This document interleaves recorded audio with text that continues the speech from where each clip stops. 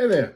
This is going to be a review for our Castles of Crusades campaign, session number 72. We had 4 players at the table for this session. We had the characters Sprawl, Barry, Lork, and Renee. And we picked up where we left off. The party is returning to the city of Dornval after their exploits underground, chasing down members of the Brood and running into the Forgotten, which is the Forgotten is a colony of people that live under the city. And yeah, they return. They kind of split off to accomplish some different tasks. Barry and Sprawl they go to a place called the Archive, which is in the Temple District. It's like a library research area. They go there to research lycanthropy, to figure out what's going on with Barry and if there's a way to cure it. And Renee and Lork go. One of the places they go is they go to a blacksmith. They've talked with Barry has actually suggested it, like they get some chains and stuff, and they want to be able to secure him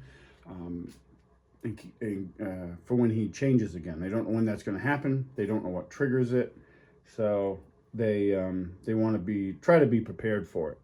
So they do that. So we go to the archive. They spend Sprawl and Barry spend several hours there researching books and trying to find information, and it's sparse, but they do end up finding a small beaten up journal, and in that journal they get a little bit of information on how to cure a possible cure for the lycanthropy, and it's a 3-step process, and it starts with they have to kill the progenitor of the line. So who was the original in the line of lycanthropes that Barry's now part of? They have to kill that person. And then Barry will need to atone for any crimes or things he's done while under the influence of the curse. And then finally, a priest must cast a series of spells on Barry. And Barry, and the spells are like atonement, I think remove curse, and I don't remember what the third one is now, but I have it written down, and so do they. But there's some stipulations to all that. Like when that last stage is in process, Barry has to be in werewolf form, and he cannot move. Like he has to remain motionless. So that's some stuff that they're pondering ways to make that happen.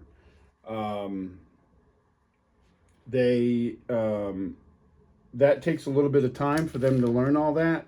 They don't learn what the trigger is, so they're not really sure what triggered Barry's change, because they've traveled for well over a month since Barry was attacked. Almost 2 months, so it's not the moon changes. And at first, so they're not really sure what causes a change. So they are a little concerned about that because they don't know when it's going to be triggered again. They ultimately decide that they need to leave the city again, and they go to back into the Howling Wood, which is west of the city, and they go to his old mentor's tower. Agravain Del Rey was the name of Barry's mentor, and I don't know if it's ever come out too much in our recaps, but Barry, not originally from Dornval, but he spent time in Dornval training under this Agravain Del Rey, until it was revealed that his mentor wasn't, he had done some things and not a good person, and was basically the Watch was getting ready to arrest him, and Barry was with him as his apprentice, and he left Barry behind, and Barry ended up being arrested and imprisoned. And then later on, they haven't really disclosed how that happened, but he was able to escape. So Barry in the city is a wanted person. He disguises his appearance and such now when he returns, and also because of his mentor's actions, magic is outlawed in the city. Arcane magic is outlawed in the city. So they decide to stay in the old tower. Now, further back, if you followed along with these adventures since the beginning, Lork actually went to that tower with a group of different characters in a one-shot that I ran. And he learned a little bit of Barry's backstory, which he later confronted Barry about, and Barry disclosed to Lork what had happened to him in the past. But they go there, and they kind of poke around a little bit. The tower is in a marshy area within the forest, and there's a pond there, and Lork is kind of looking around to see if there's any activity, see if it's been repopulated. And one of the things he finds is some old, very old sign coming out of the pond that something was dragged out of the pond. And a little curious, there's some humanoid footprints and stuff around. And they continue and investigate. And this causes Lork enters the tower, and the rest follow him. And he brings them down into the caves below the tower where he and the other the people he was adventuring with fought and defeated a black dragon down there. And the remains of the black dragon are gone. There's a little bit of questioning if they'd actually killed it, and Lork basically points to his shoulder pauldron, which is made out of black dragon hide, and he's like, yeah, we killed it, and it's gone now. And he does find, actually, he follows these drag marks before they go down into this like more firmer area of ground, and it's like a little bit of a clearing, and in that clearing he finds a dragon scale.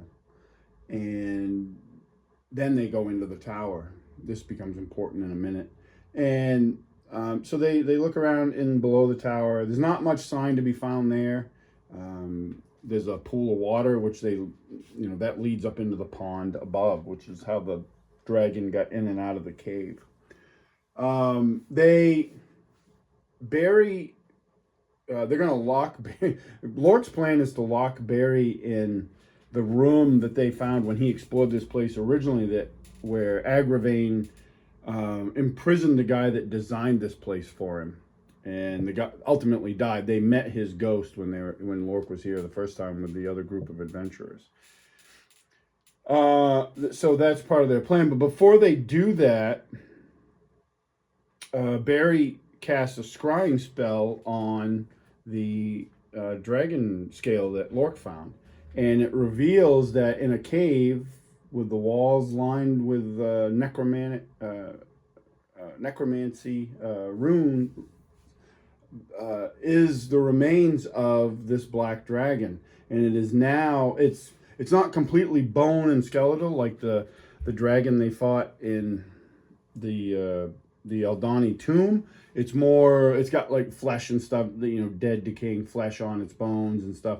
But it is still, well, alive, for a lack of a better term, because he sees it moving, and he watches it for a while until the dragon actually lifts its head and starts to look around, and Barry realizes that it's aware of his scrying, so they end it. But they know that somewhere there is an undead dragon, and they're not sure where it is, though. So that's something in the back of their mind as well. Where are we? They rest for the rest of the night in the tower. Nothing happens. In the morning, Barry scries again on his own blood, and his hope is that he can maybe find the progenitor of the lycanthropy line because of the curse and stuff. But that doesn't work. He's not able to do that. Which he kind of suspected, but he wanted to give it a try. Then we had an interesting moment where, because the whole reason they came to the city was to get a diamond so they could return Barry's mentor Cyan, his his current mentor, to life after he was killed by the Baelor in the Abyss.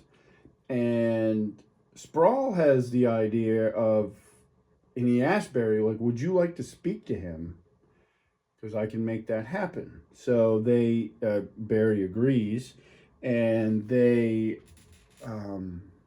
Sprawl cast Speak with Dead on Cyan, and they do talk to him. And Cyan tells them a couple things. He tells them, they ask him if he'd like to come, basically if he'd like to be restored, and he's like, I've taught you everything that I probably can teach you. You've turned into a fine, from a pupil to a wizard, and I think it's time for me to. I am ready to be at rest. They also ask. He tells them to seek out Jabari Abdi, who was a member of the Cavetius Consortium, if he needs questions answered. They don't get much more than that. And he also, and Sprawl is kind of like the mediator of this. Like Barry asks the questions, and then Sprawl will ask them, so the spell responds. And they ask if he needs to be laid to rest, and he talks about a loved one, Chandra, and they will, like, if he wanted to be laid to rest with her, and they find out that she's actually laid to rest in the kingdom of Asharn, which they know is way south of them. So they're like, oh, and he just wants to he ends up basically telling them he wants to rest where he can see the sunrise. So they have that figured out. So they're not going to try to truck him down to the kingdom of Asharn right now. They're going to lay him to rest somewhere, I'm sure. They'll have it figured out. So they end that really cool role play moment amongst the party and stuff, and the players. They did a really good job with it. I got a comment from my son actually afterwards when we were talking about it, that he said it was a really sad scene, which that was how it should have been conveyed. So that was good. And Renee makes them kind of he makes breakfast for everybody, and it's like a comfort food. Like he's just trying to make everybody feel better. It's a somber occasion, so they've decided that they're going to lay Scion to rest. So they kind of shift gears here. They're leaning towards now just leaving the city and going north and trying to deal with Barry's issue, and there's some struggle, like internal struggle within the party about that. Sprawl and Lork go to the Commander's Hall, which is in the court, I think it's Courts District, and they want to meet with the watch captain that they've met before, and it's Captain Fendry is his name. He's actually the younger brother of the mayor of the city. And they go to meet. They go and meet with him, and they brief him on what they know about the spider attacks, the brood and stuff, and that they've what they've been involved in so far, and what they've done, and what they've learned. And they have a good conversation with Fendry. He's a little bit more appreciative of like their efforts than others would be, like meddling adventurers and stuff. He appreciates that. He also admits to them that the watch probably really isn't capable of handling this attack, like this threat. And they give him some advice on like watch the sewer entrances and such. Silvered weapons and things like that will harm them, and things like that. And they leave. When they're leaving, though, Lork and Sprawl, this is actually a really cool role play moment too between these two characters. Lork is really struggling with the fact of just abandoning the city to their fate. Barry does not like the city. Like he because of their stance on arcane magic, he has no use for the people here or anything like that. And he is, obviously has a significant issue to deal with, so he wants to leave, but Lork and Sprawl have this moment together where they're like, Lork's like, we can't just abandon this city and let this happen, because if it's going to get worse. Like the captain himself said, that this watch captain said they're not capable of dealing with this threat. Like that's outside of the capability of the city watch. So they're kind of at, struggling with what to do. This is great. Like this is great role play. Like this is great. Like everything shouldn't be cut and dry. Like if you can create situations for your players where they have to struggle. Like there's no, like, is it wrong to want to go north and get to cure Barry? No, absolutely not. They definitely want to do that, and they definitely should want to do that. But is it wrong to leave the city to this fate, to go do that? Like it's one of those things, and it makes for a good game, and we have really good role play moments because of it. While they're walking and talking through the city to get back with everybody else, they bump into Tula again, who's on her way to the archive district. And with her is a dwarf. And he's this heavily armored dwarf, very gruff, typical dwarf. And she introduces him as Bronmare, and he is part of the Relic Hunter band that she has joined. Excuse me. And they speak a little bit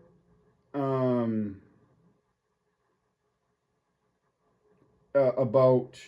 I think they make plans to meet with them later, because they end up getting back together. They actually, before all that happens, before they meet again, they do return the gems and stuff that they found to the jeweler, which brought some grumbles from I think a couple characters, but like it was the right thing to do, and they had agreed to help that guy, so they returned his belongings that they had found so far.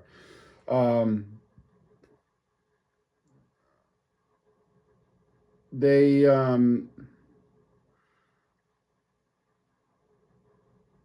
what else did they do? Oh, they end up, once they link up, they end up running into old Uncle Slim again, Cosmo's uncle, at the Hammered Gauntlet, and they tell him, but actually they go and wake him up, because it's like midday, and they need to talk to him about this meeting, because they want to talk to the guild, the Thieves Guild, somebody from the Thieves Guild, and like, because the Thieves Guild isn't responsible for these burglaries and stuff that's going on that the Brood are doing. And so they want to like get them involved in trying to like sort of helping the city. So they go wake Uncle Slim up. He's like, yep, I can do that. And he takes he takes Lork, Renee, and Barry into the Merchant District, into this very fine restaurant called Fiona's Eatery. And Renee is in heaven. Like he's like, oh my God, this is what I want to have. And it was great. And they end up, it was very much, and one of the players said it, and it was great that they said it because it's how I designed it. Like, this is like a mob scene. I think Steve said it. And it was like that's the inspiration I had for this encounter. So they go in, it's all these middle to upper class people eating, really nice food. And they go to the back where there's a secluded booth area, and there's a couple goons there, but they're, decently, they stand out because they're big and goonish, but they're decently dressed. And Uncle Slim is like, hey, I'm here to see Sweeney, and I need to meet with him. So they end up bringing him in, and they meet this guy who doesn't quite fit in with the clientele here, but he clearly is some sort of leader, and he's got a table full of food, right out of any mob movie you've ever watched. And the party explains to the group explains to him what's going on, and he's pretty agreeable to providing some assistance, like, because it's kind of putting a bad light on the Shiver Blades, as the guild is known in the city. It's putting a bad light on them because a lot of these places that are getting hit, these shops and stuff, they pay protection money to the guild, and they're still getting ripped off. So that's not supposed to happen. So he also agrees, about looking into the sewers, and that, they have their means. So they make that argument and convincing. Sprawl and Bodhild end up going back to the archive, and they meet up with Tula and the rest of the Relic Blades. And it's, make sure I don't skip anybody. So there's Bronmere the dwarf. There is a halfling there named Falco. And there is a woman, there's a human woman named Chandra there. And there's another figure, female, but she is really kind of off from the others. She's studying a map and she has her hood up.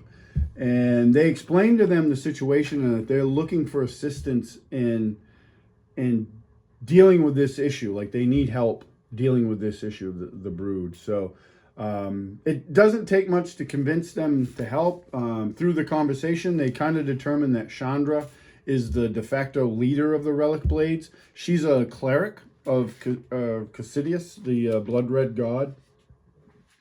And Bronmere is obviously a fighter. There's some talk about like in the conversation, you know, the other party meeting with other members of the party meeting with the Shiverblades, the Sweeney, and that gets kind of a raised eyebrow from Falco, who they've kind of determined is a rogue.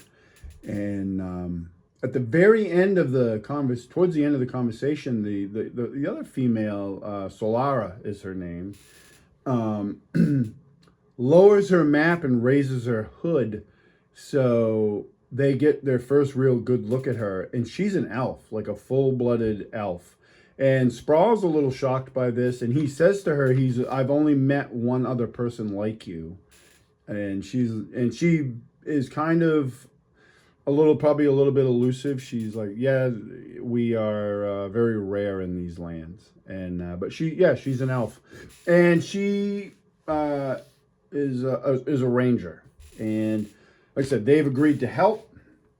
They do that. There was actually a really good moment when they were when our party was deciding to help the city. Barry was against it because, again, like I said earlier, he does not care for the city at all. He doesn't, he's expressed that numerous times for his reasons. And Sprawl, and it was again a really good role play moment. He was like, he asked Barry, he was like, so you're okay with the children and the people in this city being afflicted with this form of, basically lycanthropy, like, because that's going to happen if we don't stop the were spiders and stuff. And that immediately Barry was like, I hate you people, but all right, we'll do this. And it was really good. So they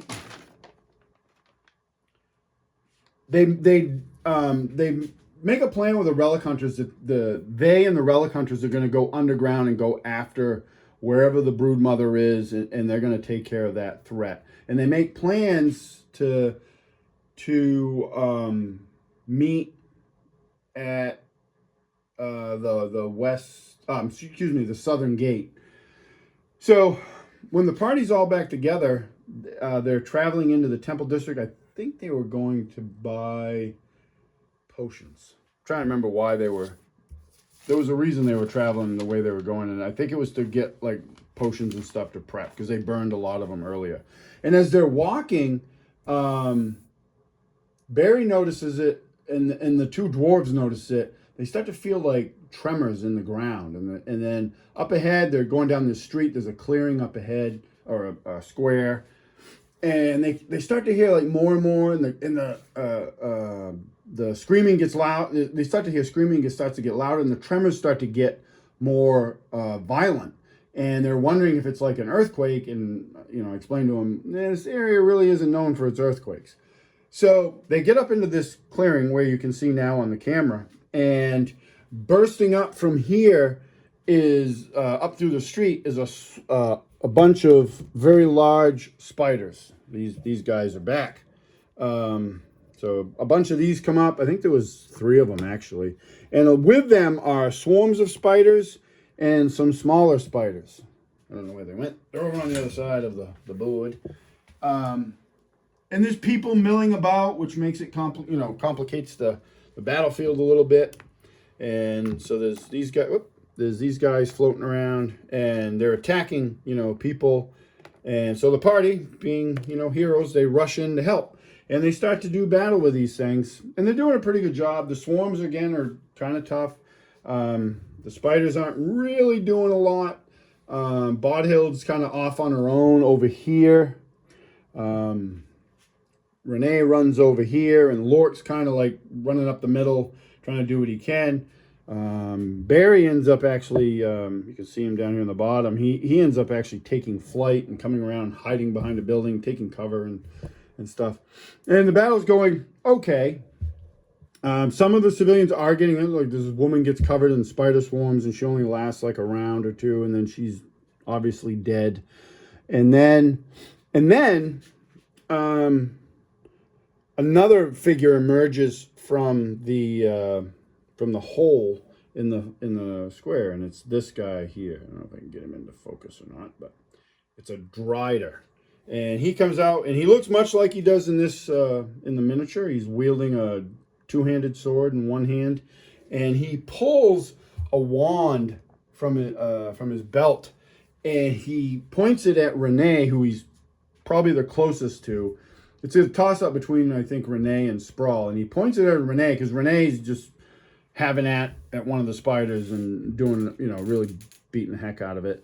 So he points this wand at Renee and hits him with a lightning bolt. Renee fails his save, and I rolled some really good damage. He took like 33 points of damage right off the bat, which was over half his hit points. So that kind of changed the scope of the battle. Sprawl was able to shut the Drider down for a round because he cast some boiling spell on him or something, but it blinded him, but it only blinded him for one round. So he was kind of staggered. Bodhild, who's fighting one of the big spiders, she ends up getting hit with a web spell, and I described it like right out of Return of the King when Shelob wraps up Frodo. Like she hit, and it hits her with this web and just like sucks her right in and wraps her up and starts to turn and carry her off towards the hole opening. And they're like, oh crap, we need to save her. Barry was hiding behind this building, well, taking cover, hiding, let's be honest. And he pops out and sees that big spider and the Drider and a couple other spiders.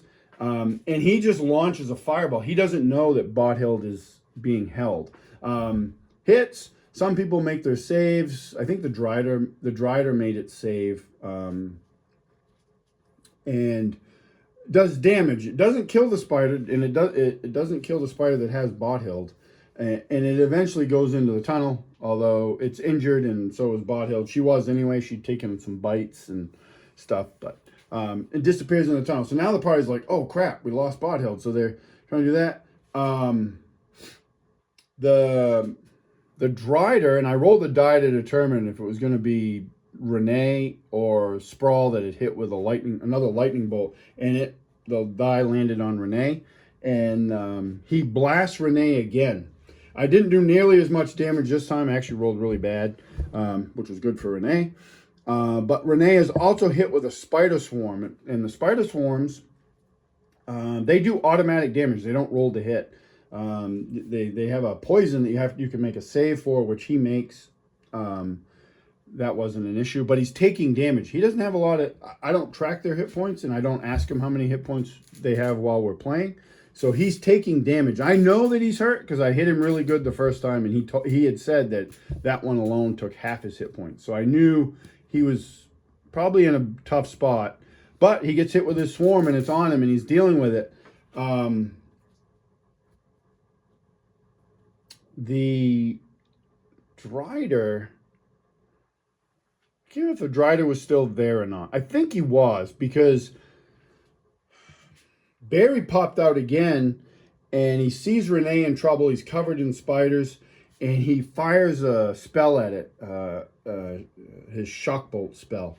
And the problem with that is the spiders are not affected. The swarm, because it's a swarm, is not affected by like a very individual spell, like an individual targeting spell like that. It doesn't bother them. You could hit them with Finger of Death and it wouldn't bother them. But what is bothered by them is Renee, who's inside that swarm.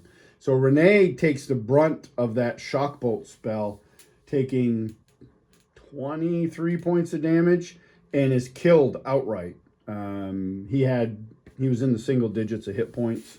So there was a bit of player shock at the table, especially from my buddy Dave, who plays Barry, that he just killed Renee, and he's like below -10. So he's dead. The Drider retreats into the back into the tunnel. Lork had done some stuff too. Bodhild had done it as well. They, were getting civilians out of the way. That was Lork's first big move. But they have combat everywhere. I think Lork got engaged with one of the big spiders, but they end up defeating all the big spiders except the one that took Bodhild and the Drider. Those retreat back into the tunnel. And it's pandemonium. I had civilian miniatures on the board and not enough to convey like how many people were in here. So it was really tricky to launch Fireball. I think Barry did actually catch a civilian with his Fireball too and finished him off. So that's an issue. Anyway, they realize, hey, they already knew it, but they're like, we need to get Bodhild back. Sprawl goes down into the tunnel and finds that it's been completely blocked with webs and actually gets tangled up into a little bit. And this was some stuff we did narratively because it was towards the end of the night. We were actually past where we usually end our sessions.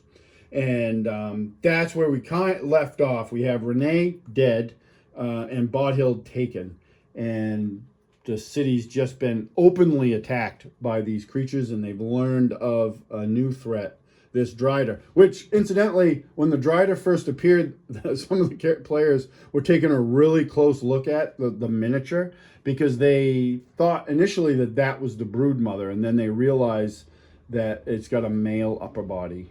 The Drider does. So they were like, oh, that is not the brood mother. So we still got stuff to do.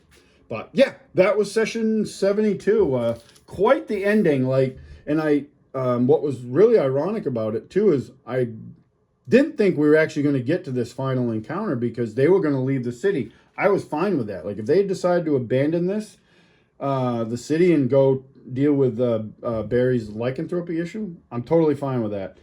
Not married to any of my ideas. There would have been consequences for doing that, but that's how the game should be, right? So my son and I had actually talked about it afterwards, and maybe even the group did. I don't remember. I know my son and I talked about it too.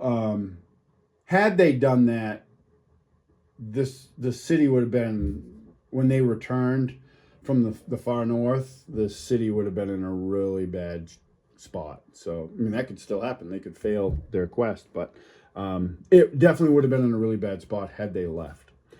But those are the tough choices you got to make sometimes. So, but they're in it to win it now. So the next session is coming up in a week or two, and we'll see how they what they do next.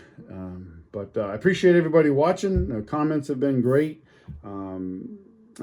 Just want a special shout out to DM Bloodworth on his channel, Unscripted and Unchained RPG Review, because he and I do the new collaboration feature for YouTube. So he's been sharing my videos, and I really appreciate that. And I've been sharing his. So if you're one of the odd subscribers that I have that aren't subscribed to him, go subscribe. He's got a real good channel, and he's a really good dude too. So yeah, thanks for watching, and I'll catch y'all at the next one.